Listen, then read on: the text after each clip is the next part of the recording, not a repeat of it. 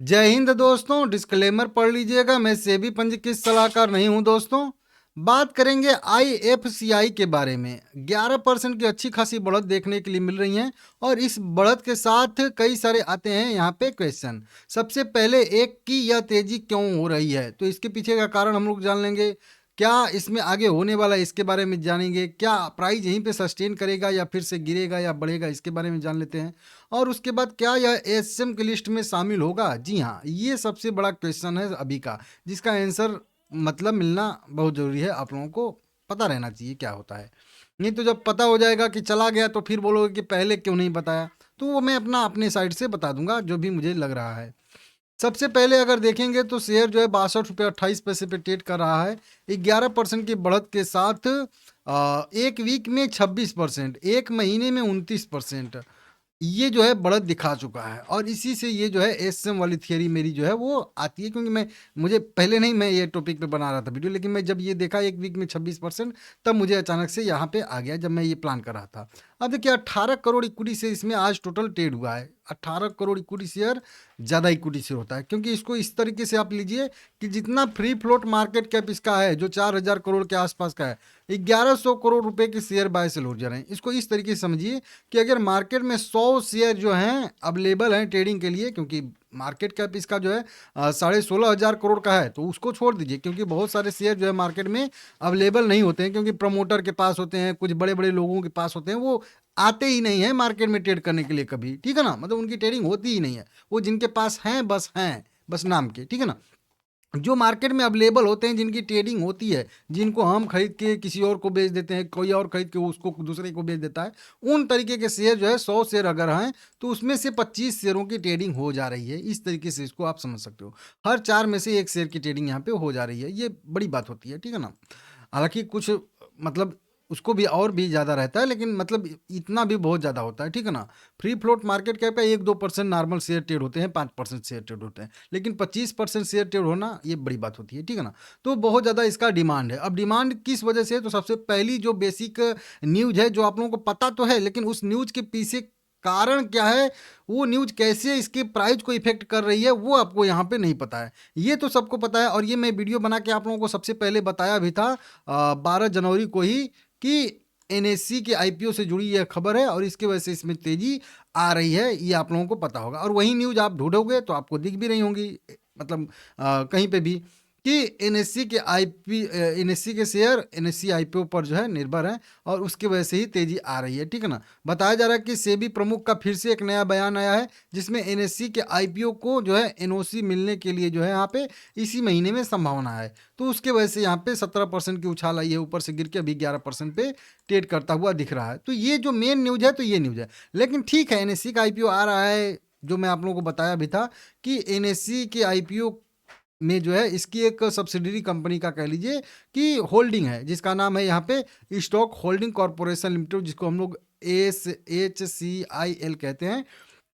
इस stock holding corporation of India limited में लगभग 53% के आसपास की होल्डिंग है आईएफसीआई की, और उसमें जो है लगभग कह लीजिए कि 4.4% की होल्डिंग उस कंपनी के पास एनएससी के आईपीओ की है। ठीक है ना, और जिसका टोटल वैल्यूएशन लगभग 25,000 करोड़ रुपए के आसपास का आ रहा है। तो 53% इसका होल्डिंग है, तो उस 25,000 में से 53% वैल्यू कुल मिला के कह लीजिए कि आईएफसी को मिलेगी, या आईएफसी की जो होल्डिंग कंपनी है, ठीक है ना, उसको मिलेगी। ठीक है ना, तो इस तरीके से 25,000 करोड़, तो 25 और इसमें 53% इसकी हिस्सेदारी है, तो 13,000 करोड़ रुपए के आसपास अगर आईएफसीआई जो है अपना मतलब हिस्सा लेगी तो उसमें से आएगा। ठीक है ना, तो ये चीज़ है। कुल मिला के कह लीजिए कि इनडायरेक्टली अगर आईएफसीआई चाहे तो उसको 13,000 करोड़ रुपया इस आईपीओ से मिलेगा, अगर ये भी अपनी हिस्सेदारी बेचती है तो। ठीक है ना, तो अब ये कैसे होगा कि देखिए, ये हो गई आईएफसीआई कंपनी हम लोगों की, ये हो गई इसकी होल्डिंग कंपनी कह लीजिए कि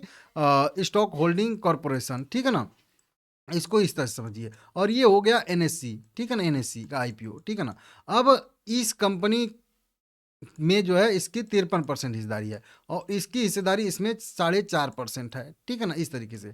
तो ये अगर डायरेक्ट चाहेंगे तो इनकी जो डायरेक्ट हिस्सेदारी अगर बन जाए, इनडायरेक्टली कह लें कि इस 4.5% में जब 53% इनका भी हिस्सेदारी है इस कंपनी में, तो लगभग 2.35% के आसपास इनका भी होल्डिंग इनडायरेक्टली एनएससी में बन जाता है, जिसकी वैल्यू वहीं 13,000 करोड़ रुपए के आसपास आ जाती है। अब एनएससी का आईपीओ आएगा तो बहुत सारे लोग अपना स्टेक बेचेंगे। अगर हो सकता है यह भी कंपनी अपना स्टेक बेचे एनएससी में, तो 25,000 करोड़ रुपए मिलेंगे। कितने? 25,000 करोड़ रुपए मिलेंगे। अब 25,000 करोड़ रुपए मिलेंगे तो 13,000 करोड़ रुपया उसमें से आईएफसी की मोले मिलेगा। तो एक तरीके से ये कंपनी का एक रिजर्व बन जाता है, रिजर्व मिलने वाला है, या कह लीजिए एक तरीके से इनका ये पूंजी है, ठीक है ना। तो इसके वजह से तेजी आ रही है। अब बोलो कि चलिए ठीक है, और क्या है, तो देखिए अगर इसका आप लोग मार्केट कैप देखोगे तो अभी बताया था 16,000 करोड़ का है।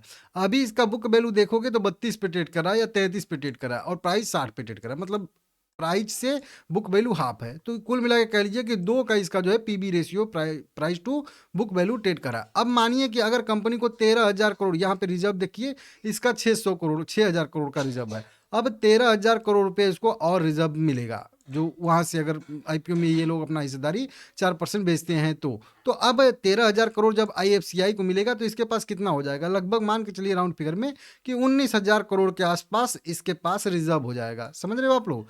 19,000 करोड़ का रिजर्व हो जाएगा। मतलब 16,000 करोड़ के मार्केट कैप वाली कंपनी के पास 19,000 करोड़ का रिजर्व। ये बुक वैल्यू कहाँ चला जाएगा पता है आप लोगों को? बुक वैल्यू इसका जो है बढ़ के कह लीजिए कि एकदम 1 के भी नीचे चला जाएगा। मतलब इसके प्राइस से भी कहीं ज़्यादा जो है इसका बुक वैल्यू हो जाएगा। तो ज़्यादा बुक वैल्यू वाले शेयर को एकदम अंडर वैल्यूड मानते हैं हम लोग ना, कि करेंट प्राइस मान लेती है बुक में इस कंपनी का 32 रुपये है, लेकिन हम लोग इसको दे रहे हैं 62 रुपये। लेकिन जब बुक में ही इसका प्राइस मान लेते हैं कि अगर वो 13,000 करोड़ मिलता है, तो बुक में ही इसका वैल्यू जो हो जाता है वो 60 रुपया हो जाता है।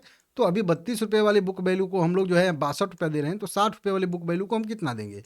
क्योंकि बुक वैल्यू वो वैल्यू होता है जो कंपनी का एक्चुअल प्राइस है, मतलब उस शेयर का एक्चुअल औकात जो है वो 32 रुपये है। तो आप लोग 62 दे रहे हो, अगर उसकी औकात ही बढ़ के 13,000 करोड़ मिलने के बाद 62 रुपये हो गई, तो फिर उसको मार्केट तो ज़्यादा ही देगा ना, क्योंकि प्रीमियम चलता ही है ना, इस वजह से। तो वो चीज़ यहाँ पे फैक्टर कर रही है, तो इसके वजह से इसमें तेजी आ रही है, सीधा सीधा, ठीक है ना, कि इसका वैल्यूएशन ज़्यादा है भाई।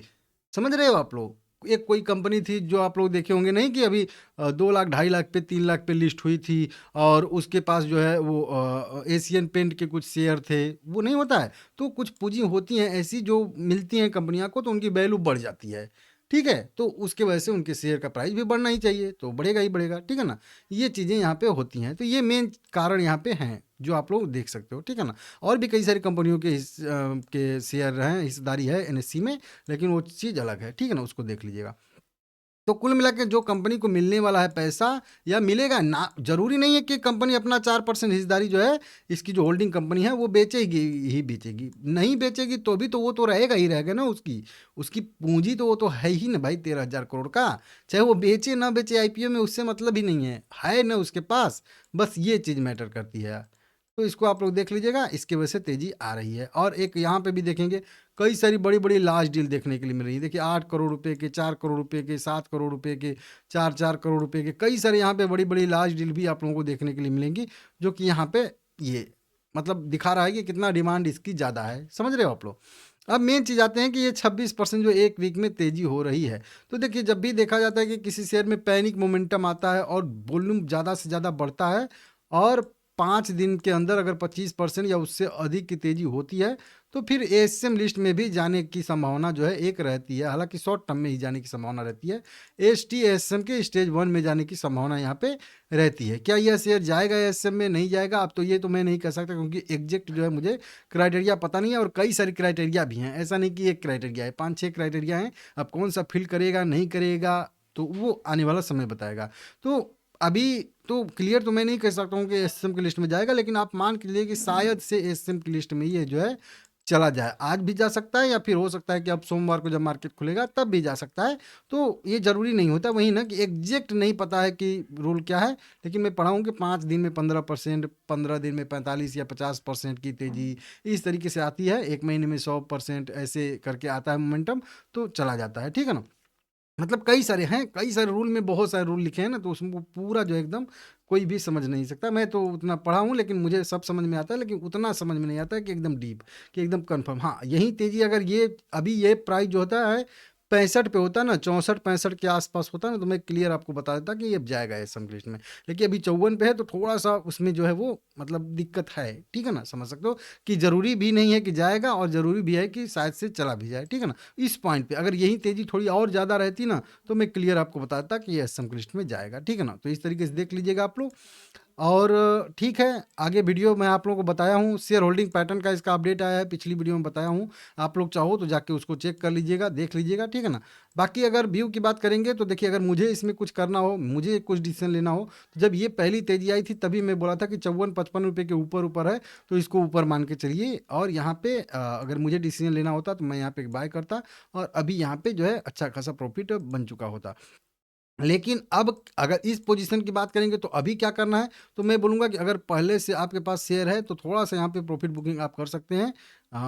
मैं करता मतलब कह लीजिए, या फिर अभी एंट्री के बारे में अगर बात करेंगे, तो अगर मुझे कुछ करना होता तो मैं यहाँ पे अभी इंतज़ार करता लगभग ₹58.50 के आसपास।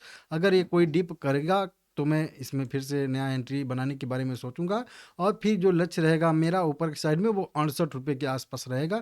स्टॉप लॉस की बात करेंगे तो उसी 54-55 रुपए के नीचे का मैं स्टॉप लॉस इसमें फॉलो कर लूँगा।